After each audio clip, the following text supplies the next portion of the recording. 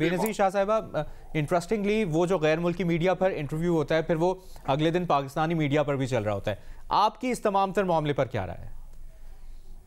देखिए मुबशर, बड़ी सिंपल सी लॉजिक है इसके पीछे।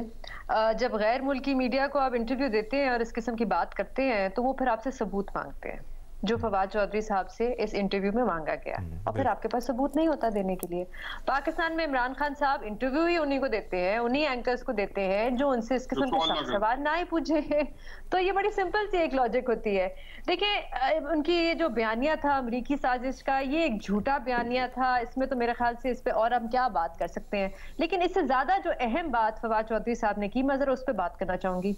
इस इंटरव्यू में उन्होंने कहा कि एस्टैब्लिशमेंट का कोई किरदार नहीं था 2018 में पीटीआई की हुकूमत को लाने में, लेकिन एस्टैब्लिशमेंट का किरदार था पीटीआई की हुकूमत को गिराने में वोट ऑफ नो कॉन्फिडेंस के जरिए।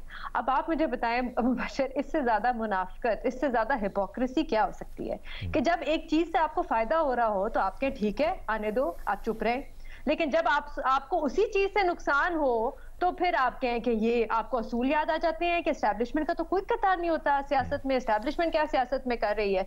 अब फवाद चौधरी साहब इस इंटरव्यू में कहते हैं कि ये जितनी भी इत्तेहादी जमातें हैं, मतलब के MQM, मतलब के बाप, ये जो है ये सारी की सारी अपनी डायरेक्शन एस्टैब्लिशमेंट से लेती हैं। इनका मतलब कहने का ये था कि वोट ऑफ नो कॉन्फिडेंस इन्होंने एस्टैब्लिशमेंट के कहने पे इमरान खान साहब के खिलाफ वोट डाला। बिल्कुल ठीक है, उनकी बात मान लेते हैं।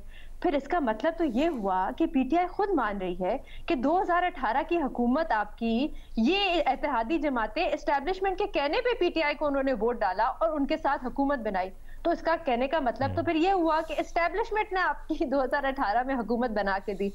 वो तब ठीक था, अब गलत है। जब एस्टैब्लिशमेंट MNA जमा करती है आपके लिए बजट पास कराने के लिए तो ठीक है, जब एस्टैब्लिशमेंट सिंध हाउस में जमा करती है तो गलत है। जब DG ISI आपके हक में काम कर रहे होते हैं तो बिल्कुल ठीक है, आप उनको एक्सटेंशन देना चाहते हैं। जब वो आपके खिलाफ कोई हुकूमत एस्टैब्लिशमेंट जाती है तो फिर गलत है। देखिए एक बहुत सिंपल असूली जो रूल होना चाहिए, जो असूल होना चाहिए सारी सियासी जमातों का, वो बड़ा सिंपल है, और वो ये होना चाहिए कि जब भी एस्टैब्लिशमेंट कोई गैर आईनी कदम उठाए तो वो गलत है, चाहे वो हुकूमत बनाए या हुकूमत गिराए, उनका कोई किरदार नहीं है इसमें। और जनरल, मैं तो बल्कि कहूंगी मुबशर, यहाँ तक कि जनरल रिटायर्ड बाजवा साहब के खिलाफ जो चार्जशीट है वो बढ़ती चली जा रही है। बहुत ठोस सबूत है कि उन्होंने अपने हल्फ की खिलाफ वर्जी की। क्यों नहीं पीटीआई उनको अदालत लेके जाती?